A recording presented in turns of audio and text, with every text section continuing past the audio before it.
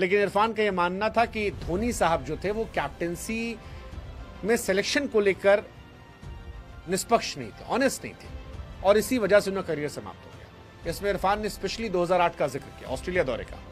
कहा कि धोनी ने बयान दिया पठान अच्छी गेंदबाजी नहीं कर रहे, और इसके लिए वो गए धोनी के पास। पठान ने पूछा कि 2008 की ऑस्ट्रेलिया सीरीज के दौरान उनका बयान आया था अच्छी गेंदबाजी नहीं कर रहे, जबकि मैंने अच्छी गेंदबाजी की थी। मैंने पूछा कि माही भाई क्या रहा, तो उन्होंने कहा कि कभी कभी बयान जो है तोड़ मरोड़ के दिए आते।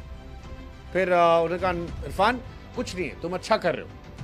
अब जब आपको ऐसा जवाब मिलता है तो इरफान कहते हैं आप मान लेते हो कि ठीक है, आप जितना कर सकते हो करो, लेकिन अगर बार बार मांगोगे बयान का स्पष्टीकरण तो आपकी इज्जत कम होगी। इसी दौरान उन्होंने इनडायरेक्टली कहा कि मेरी आदत नहीं है कि मैं किसी कमरे में जाऊं और हुक्का सजाऊं या ऐसी बातें करूं। कभी कभी आप इन बातों पर चुप रहते हैं तो बेहतर होता है।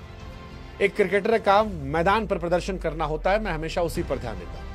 अब यही सारी बातें उनकी बारे में, अब क्योंकि धोनी साहब को लेकर कई सारी बातें आती है जिसमें कहा था कि उनको हुक्का पीने का बड़ा शौक है। 2024 में भी एक वीडियो वायरल हुआ था जिसमें हुक्का पीते दिखाया गया था। सीएसके के पूर्व साथियों के साथ हुक्का पी रहे थे, और इनफैक्ट जॉर्ज वेली ने एक बार खुलासा किया था धोनी कभी कभी हुक्का पीते थे ताकि युवाओं के साथ मेल जोल कर सके। ये सारी बातें आई थी, इसी को लेकर यह सवाल उठा कि क्या हुक्का भरने वाले खिलाड़ियों को ही सिलेक्शन मिल रहा था।